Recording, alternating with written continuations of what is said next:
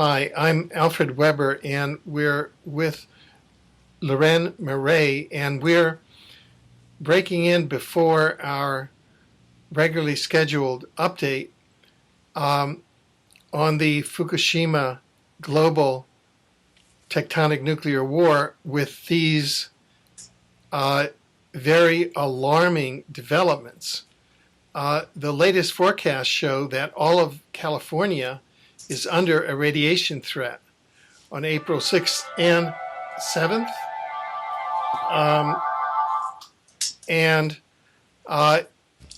Canada has suspended mobile radiation measurements around Vancouver, BC, until further notice, even as a radiation cloud looms over the west. The latest forecast shows that all of California and the Northwest is under a radiation threat on April 6th and 7th, showing levels as high as in Japan. And radioactive iodine 131 in rainwater samples near San Francisco, California, is 18,100% above federal drinking water standards. Now, all of this information is being withheld from the public by the US government and by the Canadian government.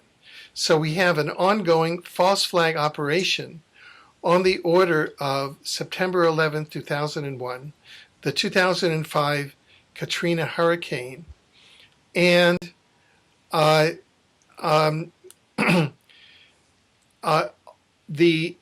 other false flag operations, including the BP Gulf oil spill. President Barack Obama has made no declarations so far, even though we now have maps, which I'm going to ask Leuren Moret about, showing that the radiation levels are as high on the west coast of California and Canada as they are in Japan. Welcome, Leuren. Thank you.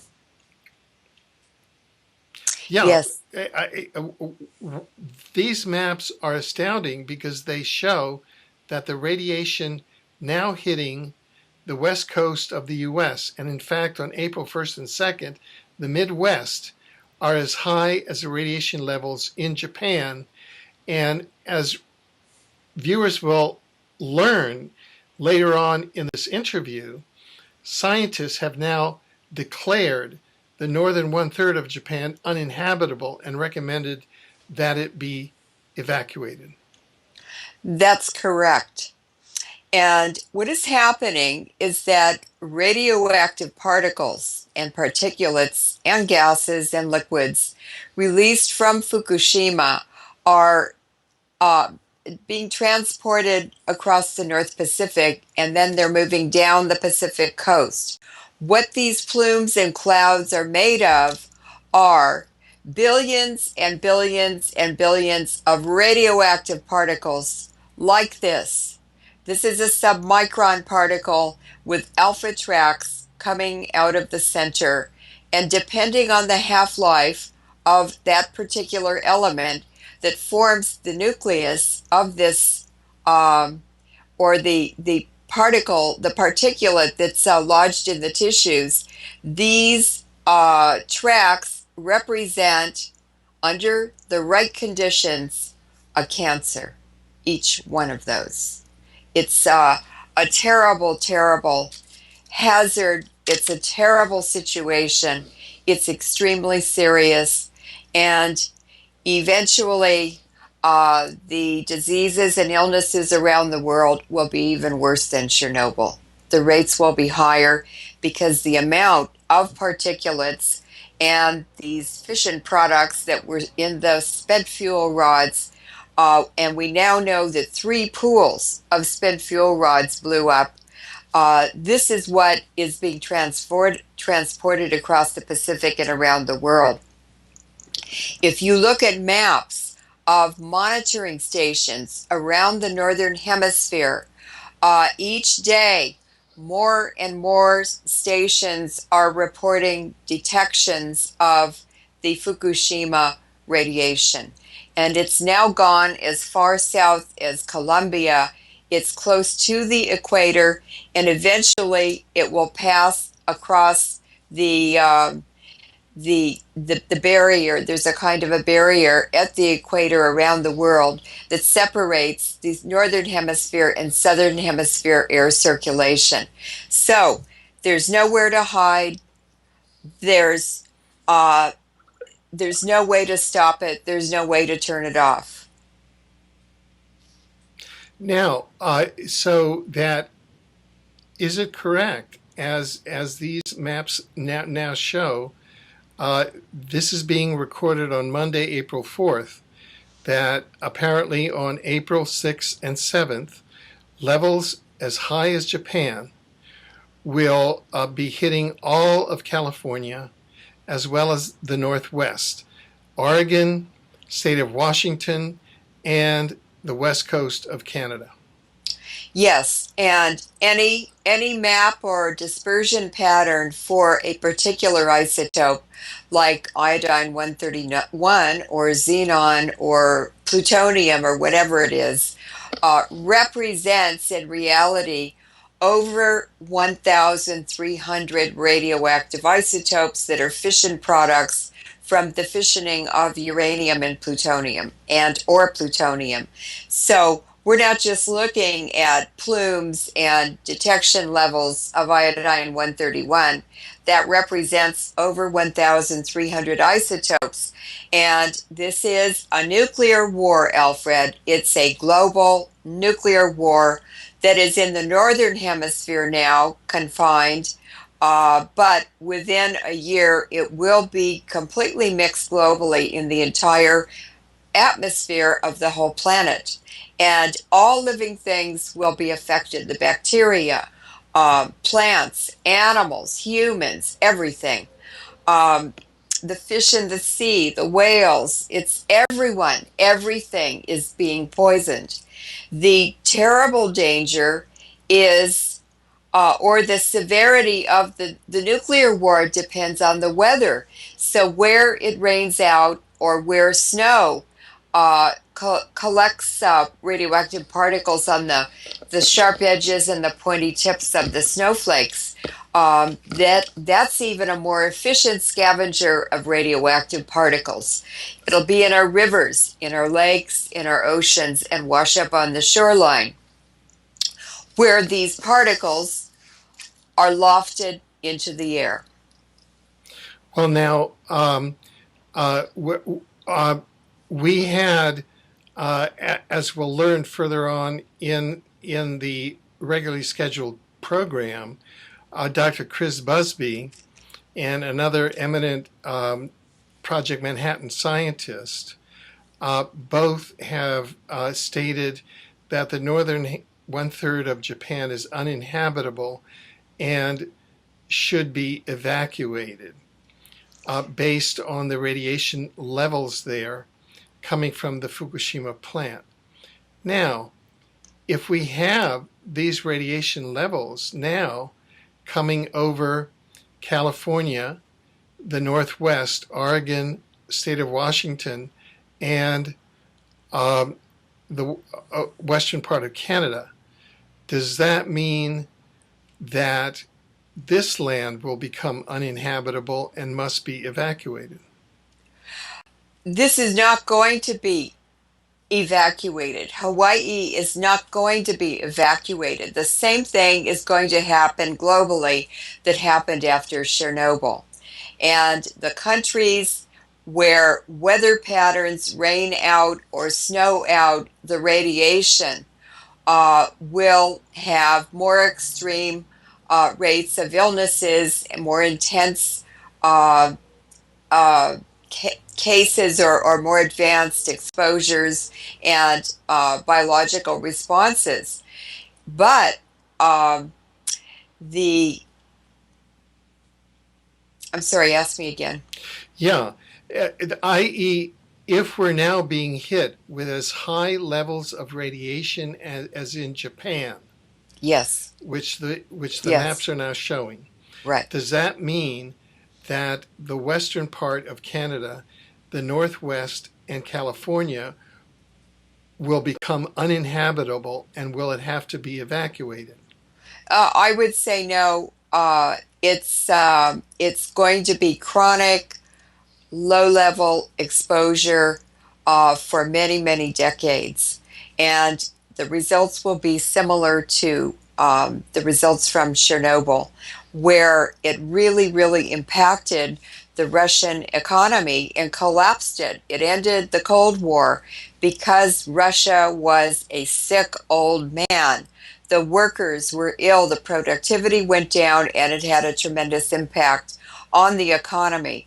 This will happen all over the world, but North America, including Western Canada, the Western US, and Western Mexico, will be much more severely impacted than more distant places because of rainout over the Pacific Ocean and then rainout over the North and South America.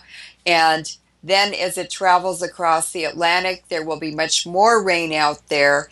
And when it reaches Europe and Africa and the Southeast Asia, it will be even more diluted. But the effects will be noticeable. They will be global. They will be more severe in the Northern Hemisphere, but they will be the most severe in Japan, followed by North America. Now, also, what we know from the Chernobyl rainout of radioactive iodine, and this was for Japan, the Azores, Hawaii, the Stockholm in Sweden, the Western U.S., the Black Forest in Germany, the Eastern U.S., the west part of Russia, and Iceland, is that the highest rates of radioactive iodine were measured from Chernobyl were measured in Japan. The U.S. West Coast was next, although Hawaii was very similar but peaked even higher because of high rainfall in Hawaii. So it's going to be the same pattern, very similar, but with more severe effects on the west coast of North America. And again, Hawaii had a lot of exposure in this disaster. Now, we're talking about radioactive releases that have been every day, 24 hours a day, released from Fukushima, traveling across the Pacific, across North America, and continuing around the world. So this is a chronic, low-level exposure to radiation that is accumulating in the environment as daily doses are delivered by the rain and snow into regions of the different continents. On top of that, it is in addition to what was already in our environment, contaminating it from nuclear bomb tests, Chernobyl, nuclear power plants, and the depleted uranium from the Middle East and Central Asian wars, as well as Yugoslavia. This has all had a global impact. It all continues to add to the severity and the rate of occurrence of chronic illnesses that were very rare before World War II. The miracle of the atomic age is not how the atomic age changed the world. It's how the atomic age changes you. Now, here we have the evidence that the same levels of high radiation as in Japan are going to be over April 6th and 7th and continuing, as you say, as over Western Canada. And yet we have the news that Canada has now suspended mobile radiation measurements around Vancouver, BC, where it rains. It's raining today continuously and has all night, the entire night of April 3rd and now all day Monday, April 4th. And it's suspended mobile radiation measurements around Vancouver, BC until further notice as these radioactive cloud looms over Western Canada and over Vancouver, BC. What could be the motivation of Canada, the government of Canada, in this regard, other than a motivation to engage in genocide against its population? Well, before the radioactive plume from the explosion of the first reactor that blew up arrived, the Canadian government moved the radiation monitoring program from, I think it was Victoria, to Kamloops, which was far inland and much further away from the high levels of iodine and other fission products that are now washing out today in the Vancouver region of BC. Well, the whole probably coastline of British Columbia. So that's an indicator right there that they were afraid of contaminating their own personnel and the equipment. It also is an indicator that they moved to a location where they would be reporting lower levels raining out, which is a deception because the highest levels are the greatest exposure, and you have to look at that as well as anything less. The peak exposures are very important to know. So also the U.S. has stopped measuring radiation in milk. They're not going to monitor it. Both Canada and the United States government and the Japanese government have increased, maybe doubled or even tripled the exposure limits. They've increased them to make it legal to cause genocide in North America. It's a total and complete criminal collusion between governments, and of course they did it during bomb testing, they did it during Chernobyl, and they've done the same thing to hide the effects of nuclear power plants, and again the depleted uranium, which I found in Los Angeles drinking water. So it's a nuclear war against humanity. So, would you say, that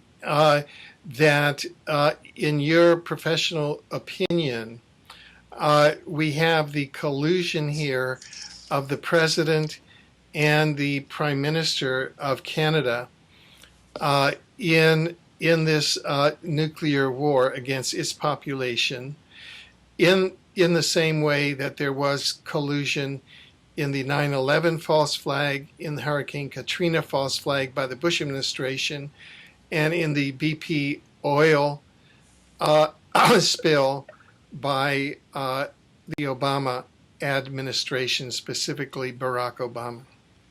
This is a collusion, a criminal collusion between not only politicians, including the Prime Minister of Japan, the Prime Minister Harper of Canada, and President Obama of the United States, but it's also a criminal collusion between regulatory agencies, the Environmental Protection Agency in the United States, the health agencies in Canada, the government of Japan. They are all operating together, and it is in the best interests of the international bankers. So it's the financiers who are carrying out and benefiting from weapons of mass destruction, and this is not anything new. Right.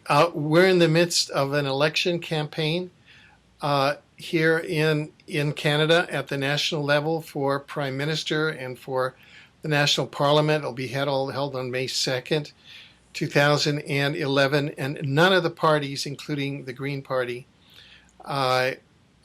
which has raised any of these concerns about this nuclear war. Do you have any comment on that? Well, it's a cover-up, as I said, at many levels. And the political parties, the politicians, the activists, they're all involved in the collusion. Their money comes from CIA and intelligence foundations. So, in order to continue having funding for their activities, they have to be part of the cover up and the collusion. Right. We're now going to transition toward our regularly scheduled programming. Before we do you have any final comments for our audience? Well, I'd just like to say that despite what governments are saying, despite what talking heads are saying on television, denying the harm, we in the Northern Hemisphere, and particularly in North America, are facing a terrible, terrible tragedy that will affect all of us. And in the years that come, there will be a very serious health crisis in the western regions of North America. Um, I hope that we can do programs in the future, Alfred, that give people tips and information that will help them protect themselves and their children and the future generations from even more severe consequences. There are things, technologies, food quality, water quality, filters on water, drinking water that people can use and implement that will help to alleviate a more severe exposure if it's not modified. We need to take charge of our lives, of our health, of the quality of life that we may expect in the future. Thank you. And I just like to say that it's very ironic that uranium in the environment, which occurs naturally in rocks and minerals, has facilitated life to evolve into the perfect state that we know in nature up until the atomic age. And that uranium was a friend and a facilitator of evolution.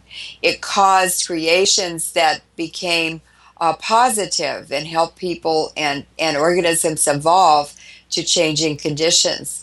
But the irony today is that they have released so much into the environment. It's such a health burden and a body burden now in humans and all other living things that it's just a slow death. It's a genocide for all living things, and it didn't have to happen. Thank you, Leuren. Please stay tuned now for an extraordinary 60-minute interview with Leuren Moret on some breaking information, latest news on two world-class scientists who have declared that the northern one-third of Japan is now uninhabitable because of radiation and should be evacuated. Thank you.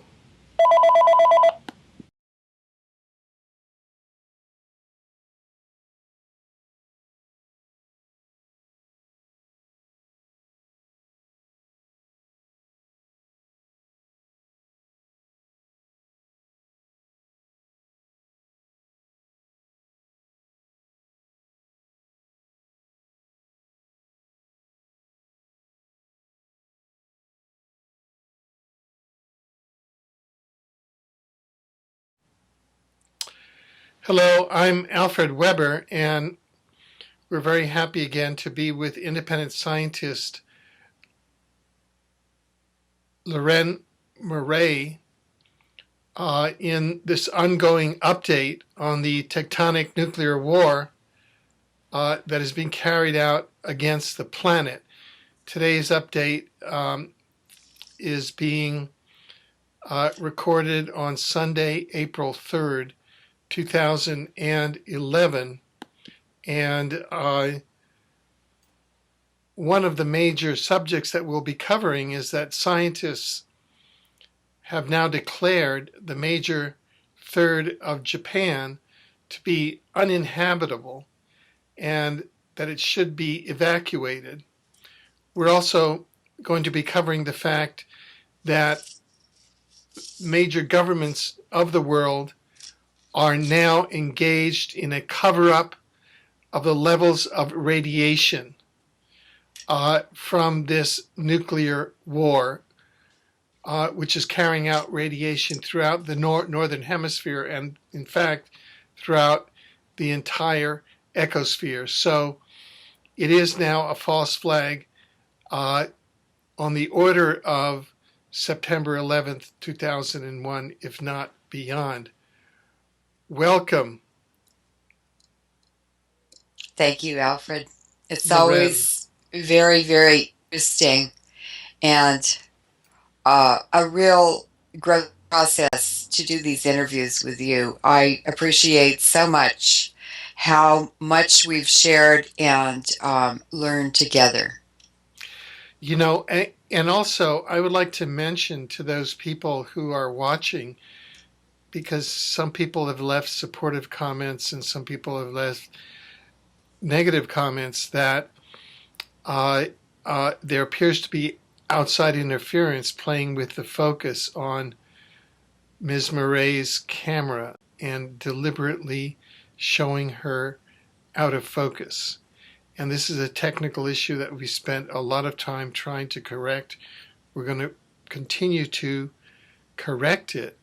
But those people who are attacking us on that subject are merely adding their weight to the COINTELPRO and to the government cover-up that is accompanying this now planetary tectonic nuclear false flag operation. So that's why Ms. Moret's image is slightly out of focus. Now, we'll be covering the various levels of this ongoing tectonic nuclear war that's being staged from Japan. And the first level, of course, is on Japan itself. And what has occurred in this immediate kind of time frame? Well, on March the 30th, Dr. Chris Busby, who is the location expert for the British government and the European Parliament, held a press conference and did an interview with Russia Today. And he declared that the northern third, or the northern part of Japan, is uninhabitable now and in the future because of the high levels of radiation contamination from Fukushima. And I was able to visit Marion Falk this week. He is one of the last Manhattan Project scientists. He made the hydrogen bomb work for the U.S. by solving all the problems on it. And he's more than 90 years old. I've worked with him for 11 years. He's a very, very special person and mentor that I've had the great good fortune to work with and to meet and know. He was also the radiation rainout and snowout expert of radioactive materials, just exactly contaminating the whole northern hemisphere. And he did all the research for the U.S. nuclear weapons program during atmospheric testing on this very issue. He's one of the top experts in the United States and in the world on this. And he agreed with Dr. Busby when I showed him the news story, the interview with Busby, and I said, Marion, what is your opinion on this? And he said, well, I think he's right. Right. So these are, and of course, Dr. Chris Busby is with the with the European Parliament low-level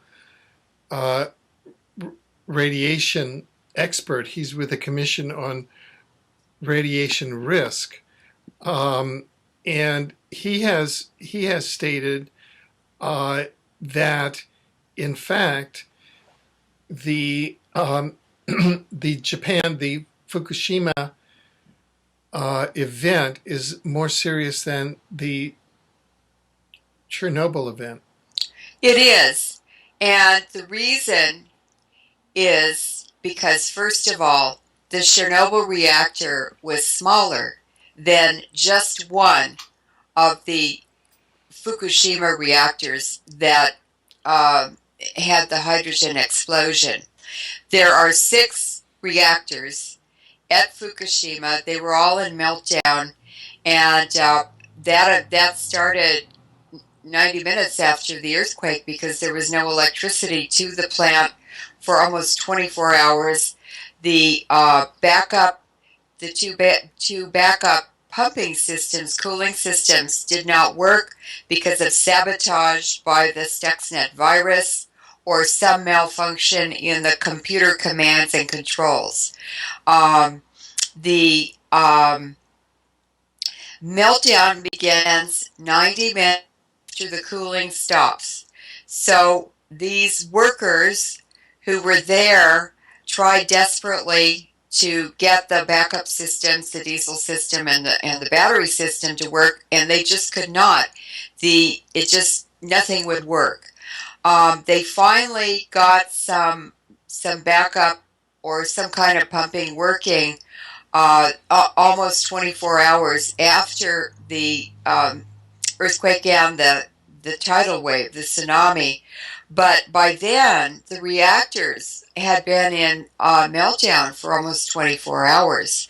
So the whole situation was a runaway situation from 90 minutes after the earthquake, and it's just gotten worse every single day since then. What Busby said in this 30-minute interview on Russia Today, and people watch it on the internet, it's on YouTube. It's called Full Meltdown in Full Swing, Japan Maximum Nuclear Alert. And as soon as the disaster occurred with the earthquake and the tsunami an hour later, the tech response, I am certain, was dictated from General Electric headquarters, probably in the United States. And for the 3 weeks since it happened, it has followed the disaster footprint of 9/11, Katrina, British Petroleum, where the government stands back, the regulatory agencies stand back, the international agencies stand back, and they just let it roll out. And this was not appropriately handled at all. Those reactors should have been covered with boron to stop the fast neutrons and the fissioning that cause more and more melting faster and faster. And the melting fuel melted right through the bottom of the reactors.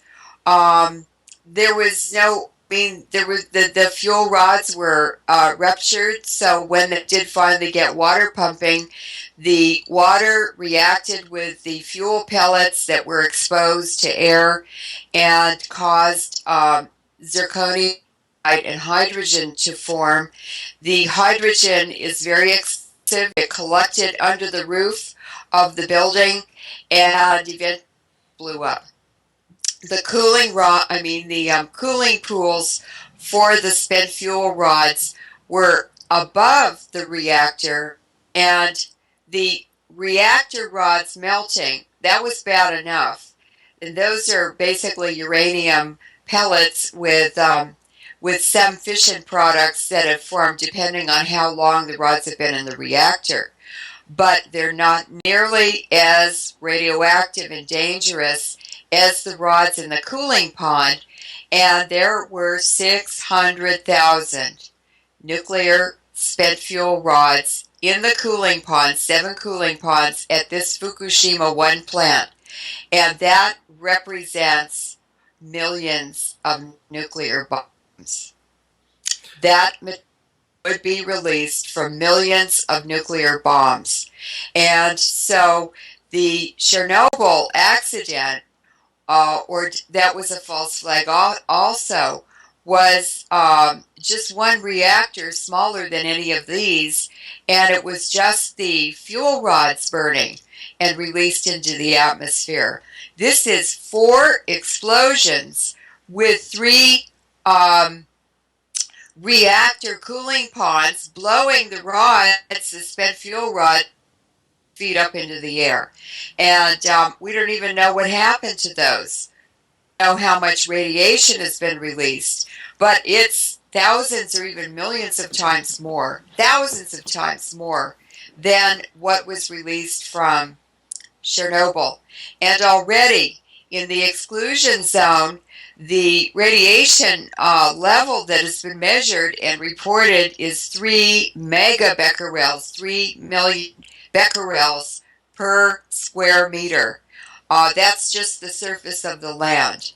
Um, and Dr. Busby predicts using modern models for radiation exposure based on the dose that they're measuring on the ground. He predicts 417,000 extra cancers in the 200-kilometer zone by the year 2061. Now, the International Agency for the IAEA that determines radiation risk and sets standards globally is the ICRP, the International Committee on Radiation Prediction. And their models, risk models, are based on the Hiroshima and Nagasaki studies that the U.S. government did, and they're still doing them in Hiroshima and Nagasaki.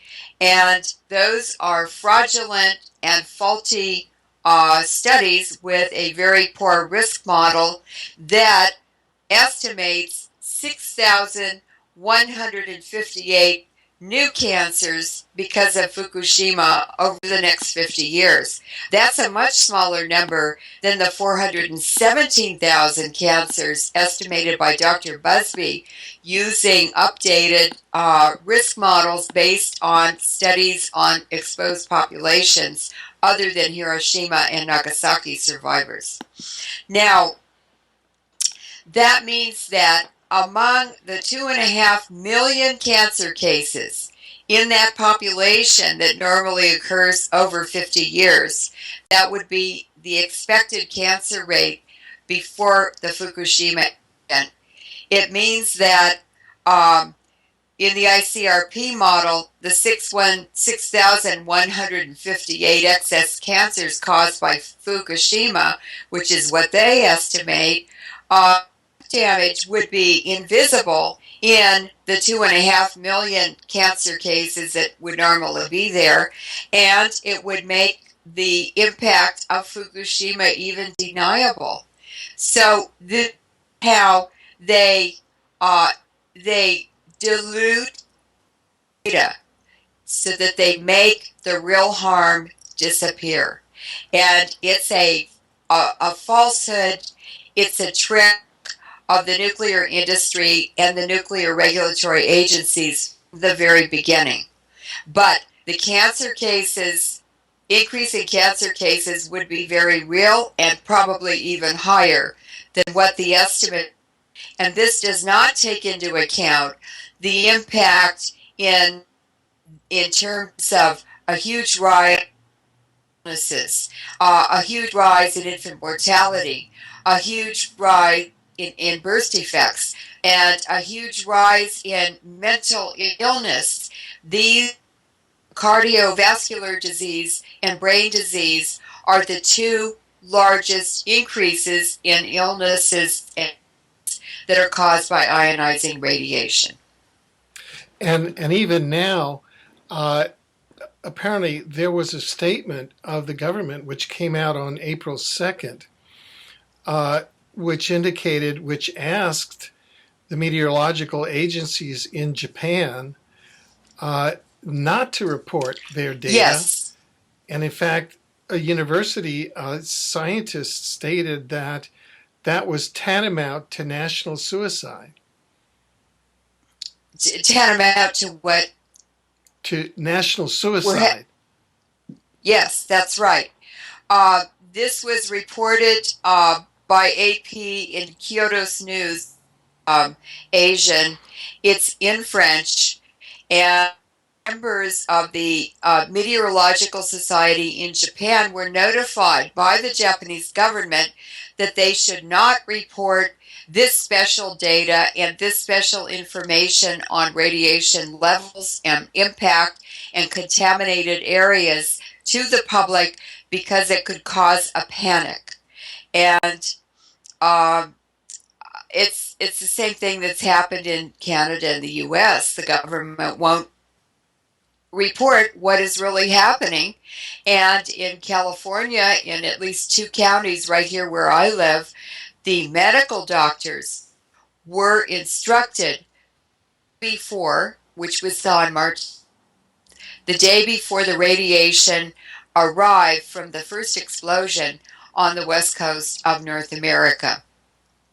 And on the 17th, medical doctors were informed they should not prescribe or give iodine tablets or forms of iodine to patients who were concerned about the radiation risk of and exposure, especially to iodine 131, radioactive iodine, with a half-life of 8.5 days. And it takes 10 half-lives before the radiation is reduced to a much lower amount. It's not even safe after 10 half-lives. It's never safe. There's no safe level of radiation exposure. So it's been a cover-up by governments, by international agencies, by counties, by local health departments, and by the EPA, the Environmental Protection Agency of the United States. So it's really our city, state, and government participating in what is basically a genocide of the citizens of the countries that are affected. So if we look at the kind of the precedent of the last major nuclear false flag operation, which was Chernobyl, what Dr. Busby said was that at the time, the nuclear industry said that the only deaths were in the local nuclear workers in the plant and perhaps some thyroid cancers among children, whereas in fact, we're now finding out that there were over 1 million deaths.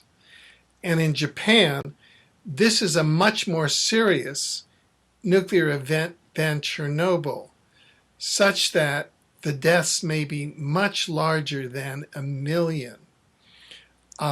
So that it looks like all levels of all governments, including Japan, are complicit. That appears to be the case, and we're 2 weeks into the event now?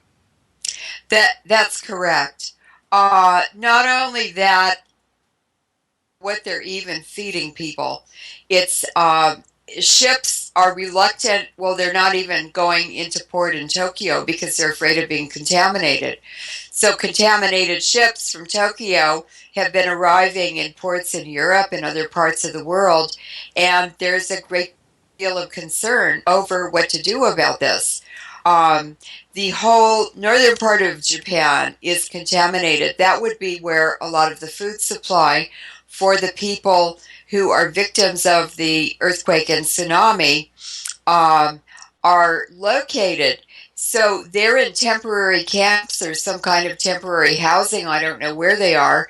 And what are they feeding them? Because ships coming in from other countries with emergency supplies and with food can't even come into port in Tokyo. So I don't know what is going to happen. It's a terrible, terrible disaster. Now that we have a recommendation from the scientific director of the Radiation Risk Committee of the European Union and a Manhattan Project scientist, Marion Falk, and Dr. Chris Busby, that the northern third of Japan should be evacuated because of radiation levels there.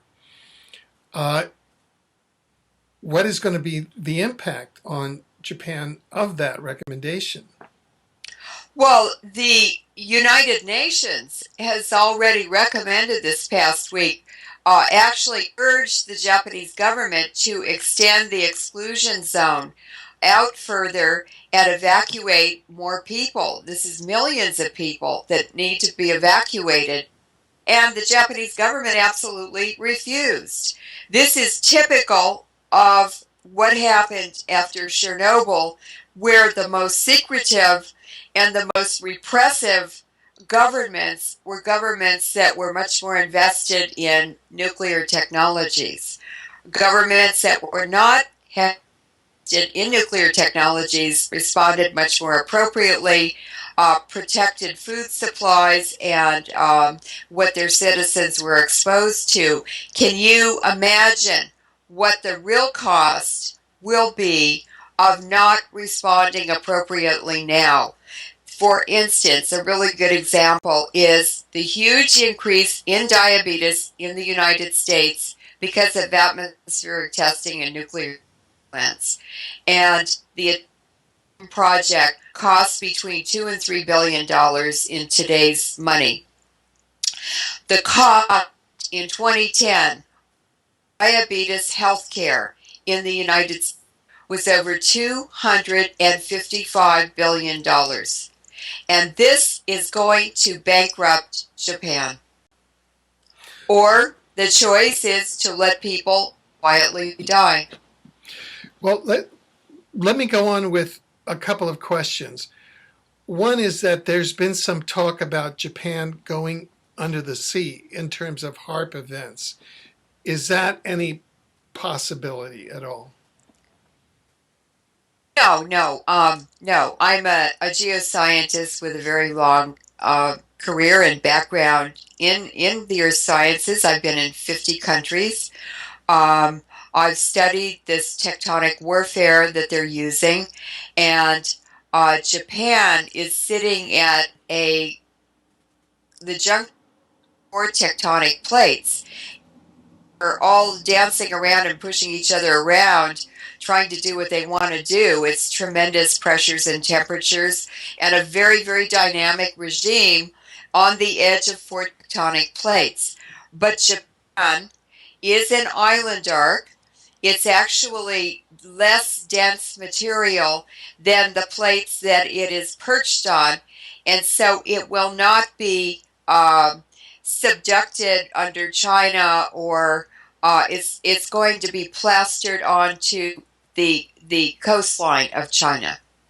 It will not be subducted under the plates or under the continent of China.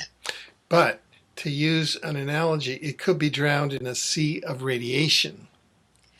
It's drowning in a sea of radiation. The atmosphere, the ocean, and then of course the recycling.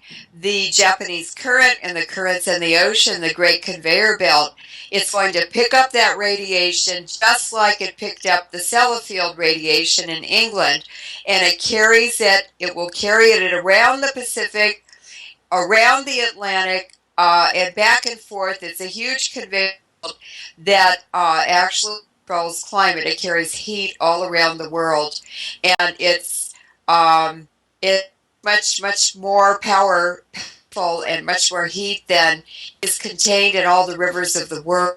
It's a tremendous force that most people are not aware of. And I wrote an article called Global Implications of Sellafield a few years ago that I was able to prove that just the radiation dumped into the Irish Sea from one nuclear reprocessing plant, which is nothing compared to what's happening in Fukushima, was up in the Indian Ocean and killed 25 million Indian babies. So this is a global genocide, It's a northern hemisphere genocide. It's an ecocide, a biosphericide. It's going to affect every living thing on this entire planet. So what you're saying is that with regard to the Sellafield plant was intentionally designed to have an effluent that killed 25 million babies in India. Yes, that was the research study for what they're doing now, and um, a scientist who worked at Sellafield was testifying to the environmental committee in the Parliament of Britain. He said, "We've been deliberately dumping radiation into the Irish Sea, and we're actually the greatest radiation polluter in the world, and we're doing research and studying it." Now, how in the world could you be doing research and studying it when they polluted the whole Scandinavian fisheries? Norway, Denmark, Sweden, all of their fisheries are contaminated from that Sellafield experiment, and it even went into the Arctic. But not only that, it poisoned Ireland, Scotland. Many people have died from this experiment the British thought they needed to do. And then it got into the Great Conveyor Belt current in the Atlantic and was carried to the Indian Ocean, where that current upwells, and the radiation contaminated lines and the parts of India, which resulted in the deaths of 25 million Indian babies. Why would they be doing that and killing their own people in England and Ireland if they weren't planning to use it on other countries? Now, with regard to this particular event and its impact on Japan, because we're going to get into how this tectonic nuclear war is playing out in other theaters as well. why is Japan being so targeted? Why is it that 2.5 weeks into this war, a third of Japan is uninhabitable? Why is Japan being so targeted, in your opinion? Well, what the United States is doing is carrying a covert nuclear war. And it's always, the weapons of mass destruction are always for national bankers. This is the City of London and the Wall Street bankers, the Rothschilds and the Rockefellers, and the very rich people, the hidden agenda of people we don't even know. What we do know is this international war crimes, permanent war crimes racketeering syndicate is made up of bloodlines that go back hundreds, even thousands of years. They are criminal families. They're criminals, and the British Crown, the British throne, members of the British aristocracy, um, the bankers. Whoops. Many hidden vested interests are involved in this, and it's it's reached a really unsustainable and horrifically damaging stage. And basically, we're living under a totalitarian scientific oligarchy. That means a totalitarian regime which wants total domination and control of the citizens of the world. And they now have the scientific technology to achieve what their goals are, which are depopulation and eliminate economic competitors, and have basically they want two classes of people. They want their own ruling class, and they want to reduce the rest of the world to a slave class. And they are going to succeed. They're going to try. They're going to hurt a lot of people, and they think they're going to succeed. But President Putin, not very long ago, President of Russia, said they're going to try to do this. It's not going to work. but a lot of people are going to be hurt by this effort. Well, The now, reason the reason they're targeting Japan is because Japan, for the last maybe 8 years, since Prime Minister Koizumi went out of office, the prime ministers have only lasted 1 year, one after another, in and out the door of Parliament. And the reason is that not only are the prime ministers making détente with China, but even the Emperor of Japan went to China a few years ago and apologized for World War II. Now, even Brzezinski, who was National Security Advisor to a number of presidents and wrote a book I recommend everyone to read because it's exactly what's happening. It's called The Grand Chessboard, and it's about the geopolitical goals of the United States and how they will carry them out. And he predicted in the late 1990s that eventually Japan would move into the realm of influence and the economic center or the economic influence of Asia, Asian countries. And for the last 8 or 10 years, the Japanese government has been asking the United States to remove their bases from Japan. We have 14 bases in Japan. I was horrified when I went there and saw them. I've traveled all over the world. I had no idea we had 14 bases in Japan. And so the Japanese are being destroyed. They're being punished. Their economy is being ruined to introduce change, and that is to change the wealth and the creativity and the affluence and influence of Japan before it can benefit the Asian countries and the Asian economy.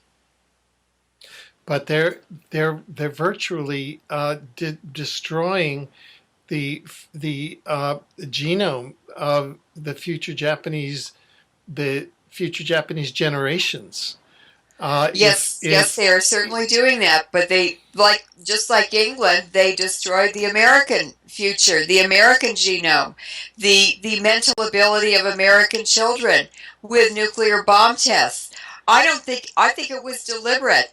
I've had many arguments with some nuclear scientists I know, and they said, "Oh, no, no, we just didn't know about the effects of radiation." But they knew what it did to the Marshall Islanders and the Bikini Islanders and people in the Pacific, in Tahiti, where the French did it. They know what happened. They've been studying them ever since. And they deliberately did bomb tests when they knew the wind was blowing, so it would expose populations. And then they made them swim from the island with their babies, with their elderly, out to the Navy ship that rescued them after they exposed them, and they made them swim to decontaminate them. Um, but they certainly, I mean, all the effects of radiation have been known since before 1920.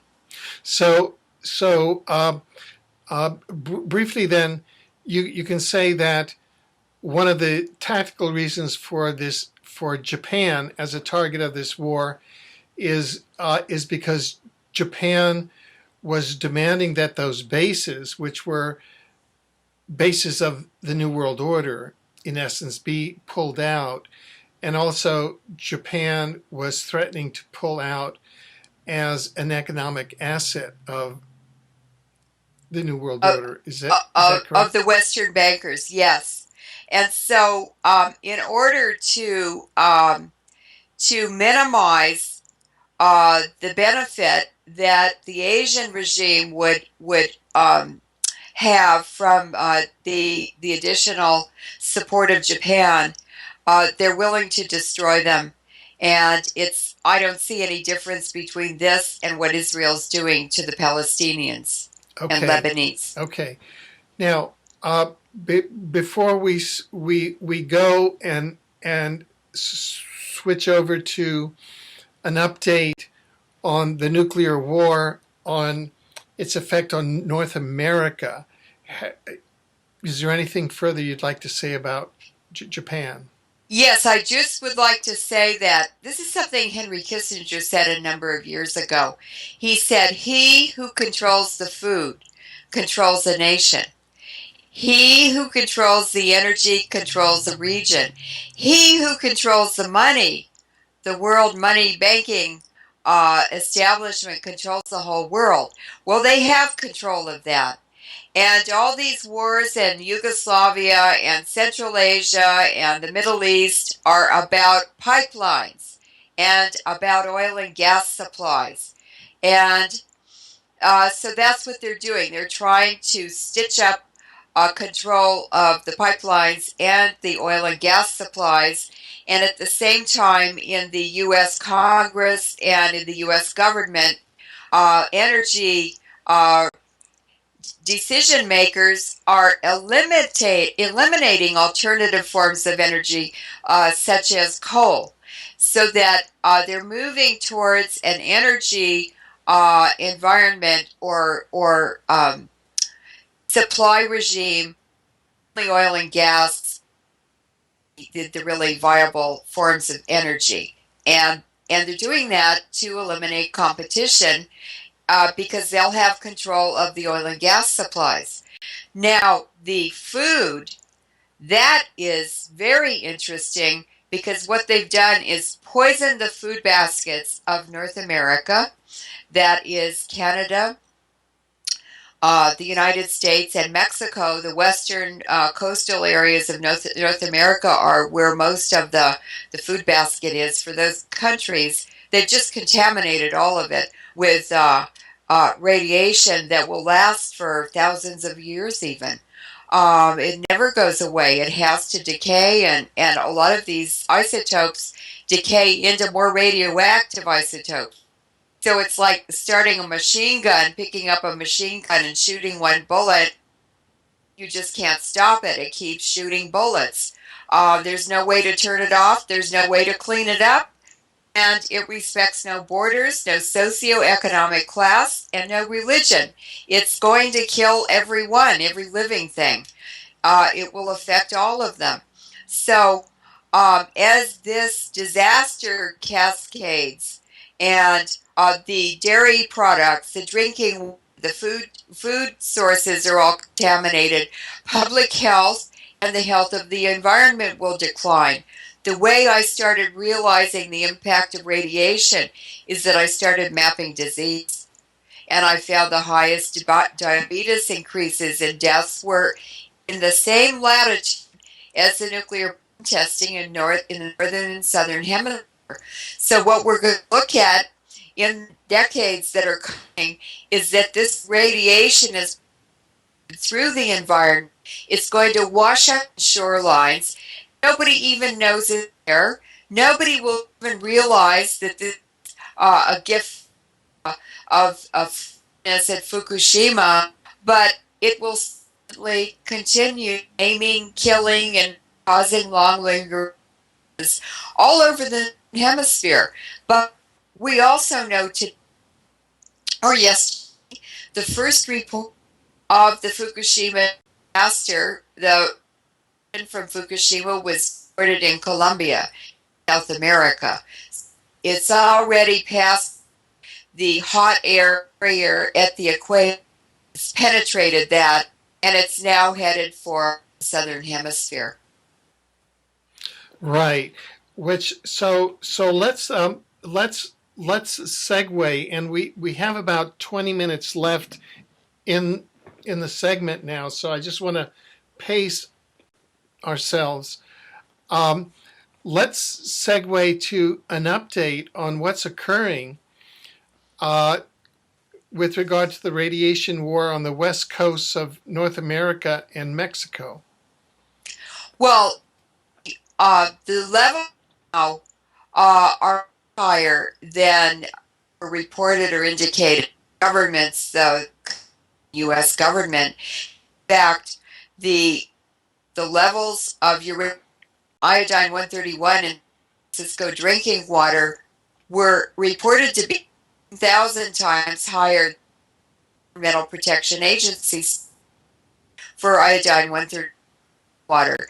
So the levels are much higher, and chronic exposure to low-level radiation is the most damaging forms of radiation exposure because the body can never repair itself, continues to be chronically impacted by the low-level radiation, and it has a superlinear effect. In other words, at low levels and ultra low levels, the free radicals that are released, the track of the alpha, or the particles that are the energetic particles released from the nucleus, the free radicals are formed by energy, have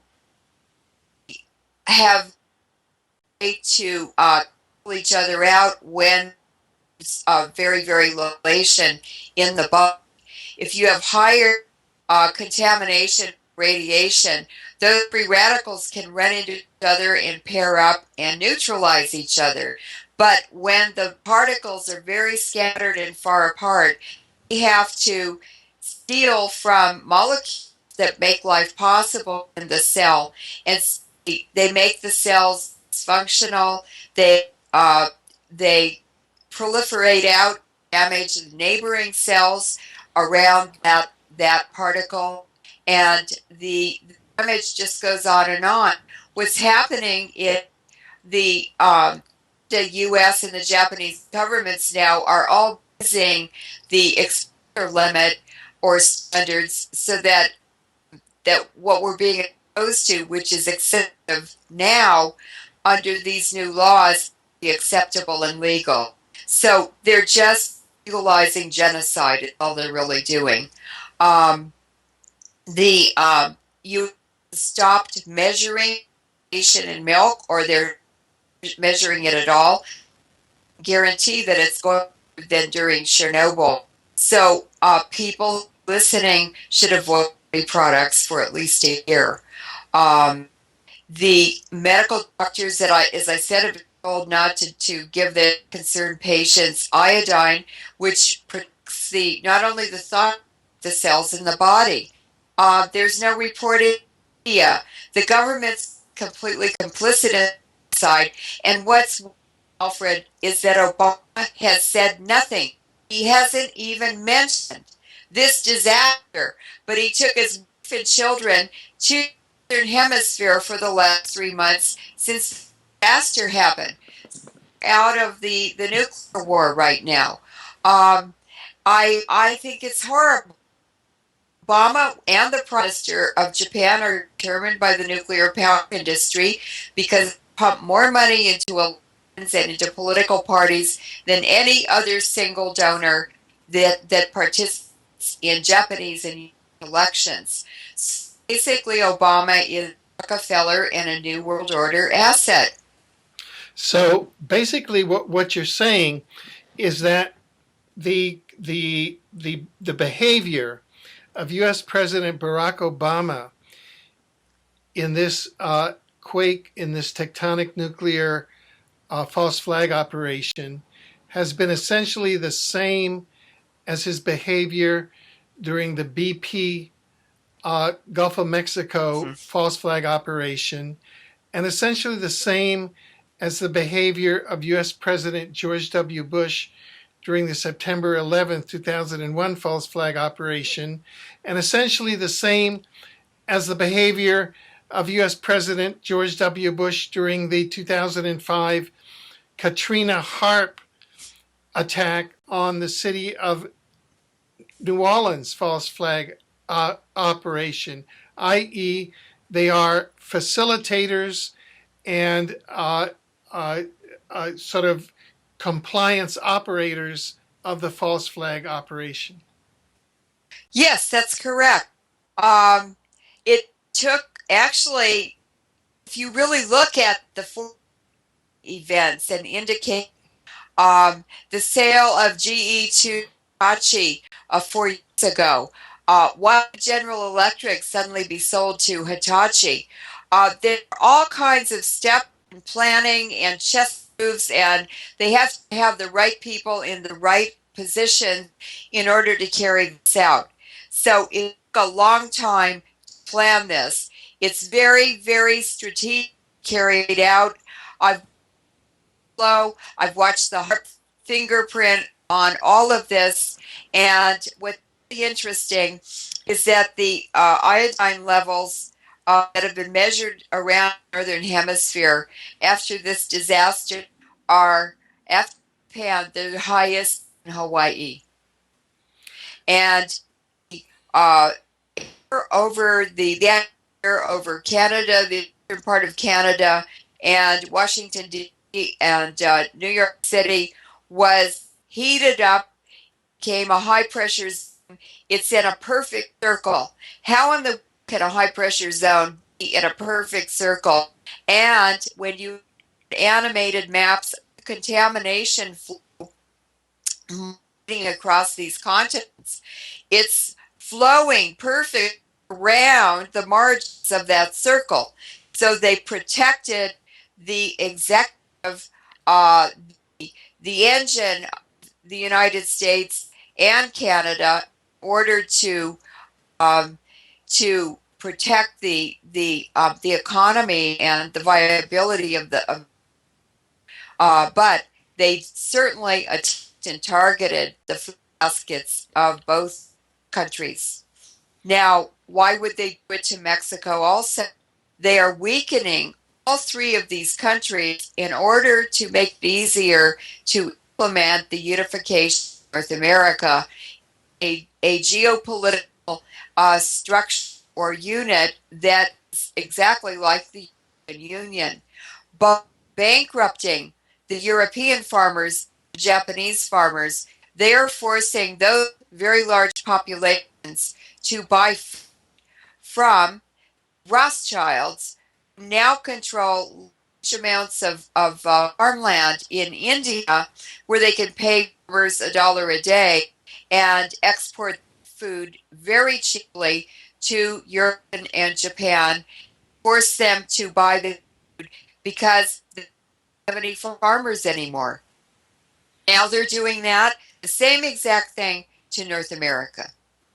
Right. So uh, basically, right now, with regard to Canada, the United States, and Mexico, and Hawaii, we have a condition where the radiation levels are increasingly dangerous, and the governments are intentionally misinforming the population, ordering the doctors not to treat the population, and the Yes. media, the mainstream media, is complicit with this, i.e., it's all the technology of a massive false flag operation. All the indications are not only that, um, there is a cumulative effect to radiation. This is also the 20th anniversary of Chernobyl. Now, isn't that synchronous? I mean, the 25th anniversary of Chernobyl, which was carried out to collapse the Soviet Union and end the Cold War, 25 years later, they nuked North America to collapse the countries in North America, the three countries they want to unify into one region. So we will no longer have elected officials or governments. They will be committees appointed by whoever it is going to appoint them, and they will divide us into 10 regions, and these committees will determine what happens there, and the citizens will no longer have any right to self-determination. So I know exactly what's happening. And the cumulative effect of this radiation, this continually renewed and reintroduced, has a more and more devastating effect on the population, because we've had global pollution from atmospheric testing. In the economic powers, we have nuclear power plants in large numbers. Basically, now with the virus and the example of Fukushima, there are nuclear wars sitting in every country that has them. that can be turned on anytime the Stuxnet virus is introduced. Then have Chernobyl, then the depleted uranium wars, and Fukushima. We've had 100 years almost of almost, not quite. We've had almost 100 years of very, very, very high accumulation of an extremely poison, which has a very, very, very long life. Uranium, for instance, has a half-life of 4.5 billion years. Now, in 45 billion years, the uranium they've used in these nuclear technologies will, that's a half-life of what they released already, but decay into other radioactive isotopes before they finally become lead. That is the end product of uranium decay. It's lead. Now, what about I'm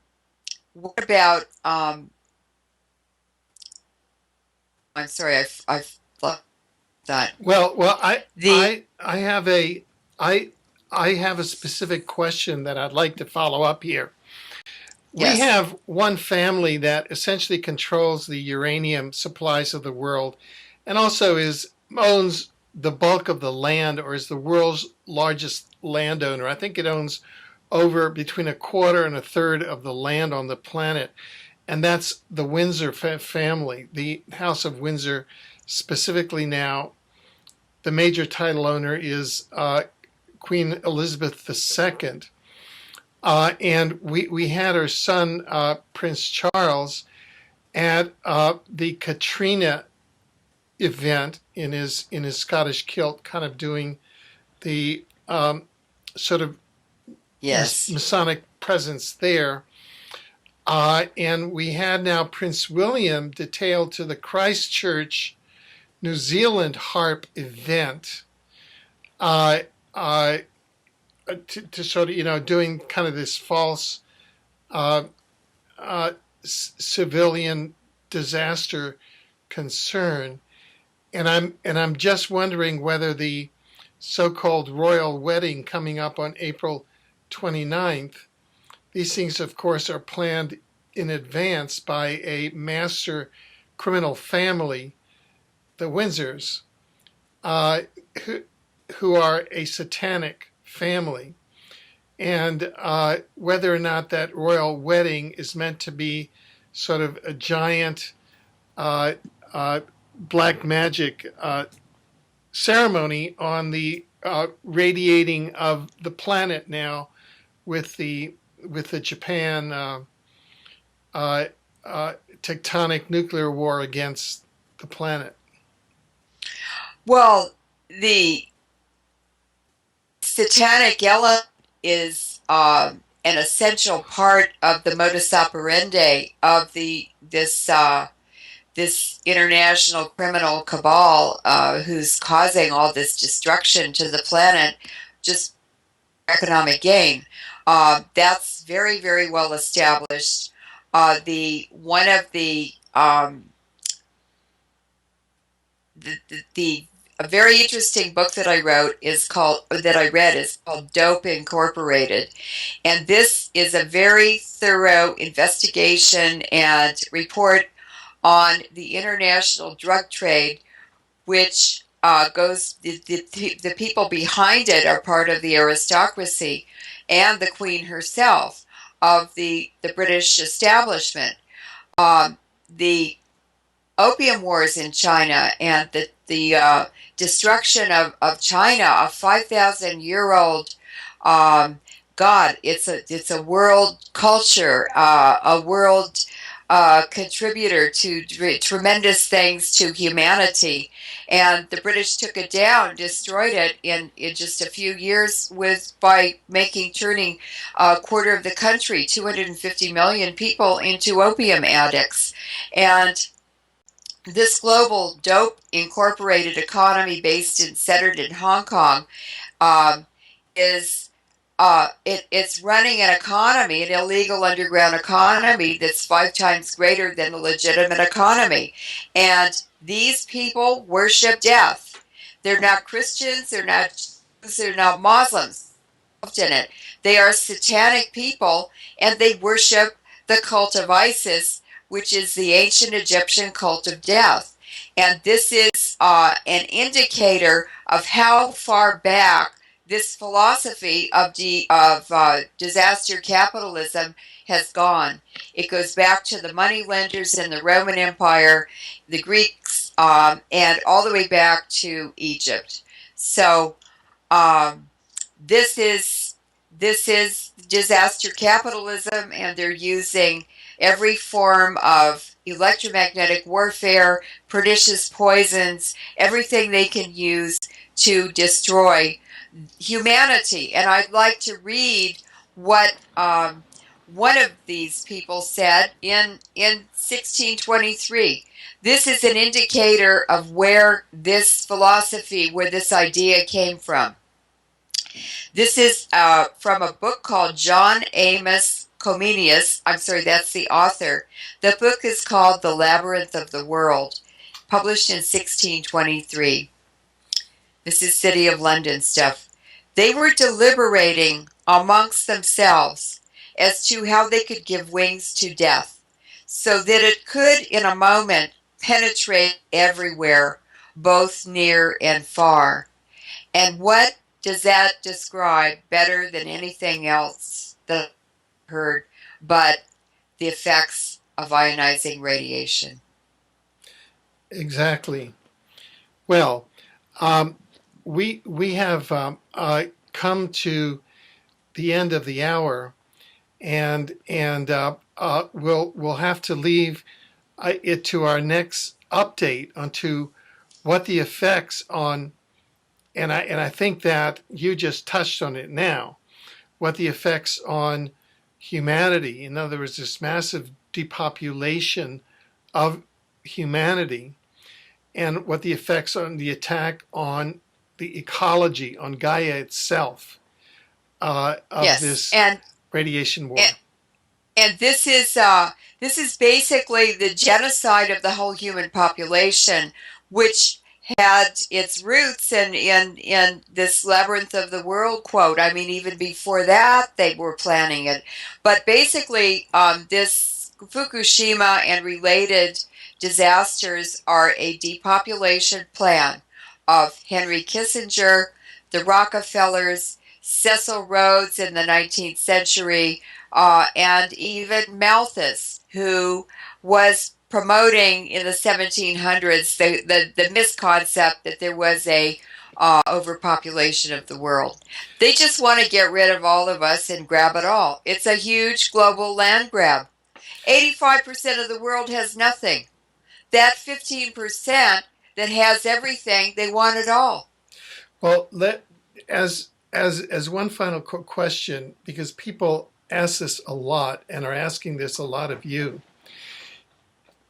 Do you see any cause for hope of a positive outcome? Absolutely. I really believe that the global spirituality of humanity will survive this too. As horrendous, as horrific, as devastating as this is, there may be a certain amount of extinction.